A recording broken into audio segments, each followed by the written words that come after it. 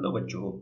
Let's read the question. The question says, what would you observe when the first situation is a saturated solution of potassium chloride prepared at 60 degrees centigrade is allowed to cool to room temperature. Second is an aqueous sugar solution is heated to dryness.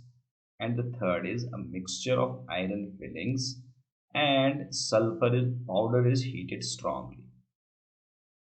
सो बच्चों question में पूछा गया है कि जब हम ये situations को ऑब्जर्व देखेंगे, यहाँ तीन सिचुएशंस बताई गई हैं, इनमें हमें क्या क्या ऑब्जर्वेशन मिलेगी वो हमें बताना है। सो गाइस, जो की कॉन्सेप्ट यहाँ पे है, द की कॉन्सेप्ट जो सॉल्युबिलिटी होती है, सॉल्युबिलिटी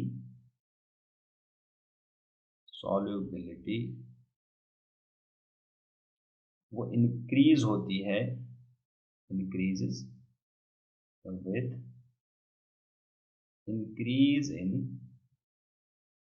टेम्परेचर। और जब टेम्परेचर डिक्रीज होता है सॉल्युबिलिटी भी डिक्रीज होगी। ठीक है, solubility is what, it is the amount of maximum amount of solute that can be dissolved in a particular amount of in given amount of solvent at at a fixed or we can say constant temperature at a given temperature. Okay, तो solubility increase होती है temperature जब increase होता है, जब temperature decrease होगा तो automatically जो है सॉल्युबिलिटी भी डिक्रीज होगी।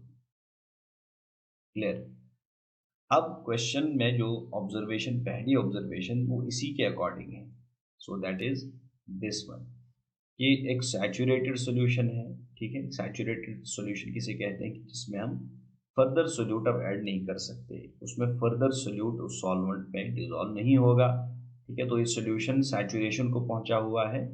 ठीक है, सो जब हम एक saturated solution of potassium chloride लेते हैं जिसको हमने 60 डिग्रीज पे बनाया था, प्रिपेयर किया था 60 डिग्री सेंटीग्रेड्स पे, अब हम इसे कूल कर रहे हैं। ओके, रूम टेम्परेचर पे ला रहे हैं तो यहाँ टेम्परेचर डिक्रीज होता है। तो दैट मीन्स 60 डिग्री सेंटीग्रेड्स पे जितना amount of potassium chloride dissolve हुआ होगा इसमें, ठीक है, सॉल्युबिलिटी अब वो सॉल्युबिलिटी अब डिक्रीज हो जाएगी when we allow it to cool. ठीक है, तो दैट मीन्स इसका मतलब क्या, हम क्या ऑब्जर्व करेंगे कि यहाँ से solid solid undissolved undissolved potassium chloride, potassium is potassium chloride will appear in the solution। ठीक है, तो जो सॉल्यूशन में पोटेशियम क्लोराइड 60 डिग्री पे टेम्परेचर के इंक्रीज करने पे जो अमाउंट डिजॉल्व हो चुका होगा, जब हम उसको कूल करेंगे तो अब वो सॉल्यूशन से बाहर आएगा as in the undissolved form, solid form. ठीक है, सो वो हम उसको हम ऑब्जर्व कर पाएंगे। So this is the observation in this case. दूसरी सिचुएशन बताई गई कि एक एक्वस शुगर सॉल्यूशन को हम हीट कर रहे हैं टू ड्राइनेस। तो गाइज, जब हम शुगर को क्या करते हैं, when we heat sugar continuously, तो क्या होता है जब हम अगर इसका एक्वस सॉल्यूशन लेंगे, एक्वस सॉल्यूशन मींस कि ये शुगर सॉल्यूशन किसमें बना है, वाटर में बना है। So when we heat it aqueous solution, तो पहले क्या होगा, जो जो जो इसका वाटर है वो इवेपोरेट होके बाहर आएगा एंड एट लास्ट क्या बचेगा, यहाँ से सॉलिड शुगर बाहर आएगा।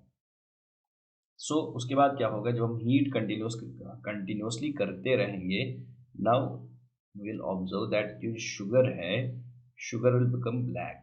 यहाँ पे ब्लैक कलर का एक सबस्टेंस मिलेगा जिसे हम चारकोल कहते हैं, चारकोल। ओके, तो इस प्रोसेस को जहाँ पे शुगर कंटिन्यूसली हीट करने के बाद एक ब्लैक सबस्टेंस चारकोल में कन्वर्ट हुआ, तो इसे हम चारिंग ऑफ शुगर कहते हैं।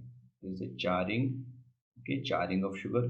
तो जब एक्वस सॉल्यूशन को हम हीट करेंगे, शुगर के एक्वस सॉल्यूशन को कंटिन्यूसली हीट करेंगे ड्राइनेस, तो what will observe, will observe the चारिंग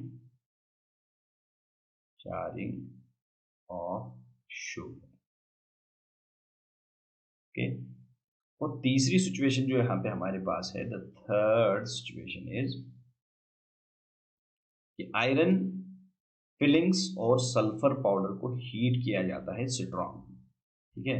तो iron filings means iron metal को सल्फर के साथ, दोनों सॉलिड फॉर्म में होंगे, इसे हीट किया जाता है, तो what will be getting a new compound है। मींस इस केस में क्या होगा, एक एक यहाँ पे गाइज एक केमिकल रिएक्शन होगी, okay. So in this case what will happen, a chemical change will take place. So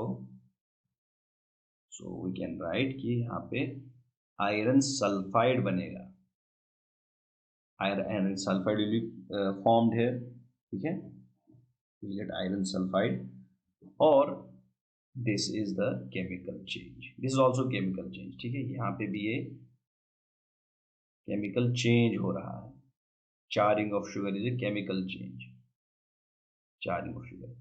और आयरन सल्फाइड, आयरन और सल्फर जब कंबाइन होकर आयरन सल्फाइड बनाते हैं, तो इस रिएक्शन में भी this reaction also is basically the chemical change. तो ये भी केमिकल चेंज है, ये भी एक केमिकल चेंज। तो chemical reaction occurs in which iron and sulphur combined to give the iron sulphide, clear? So this is the answer to the question. Hope you understood it well. Best of luck.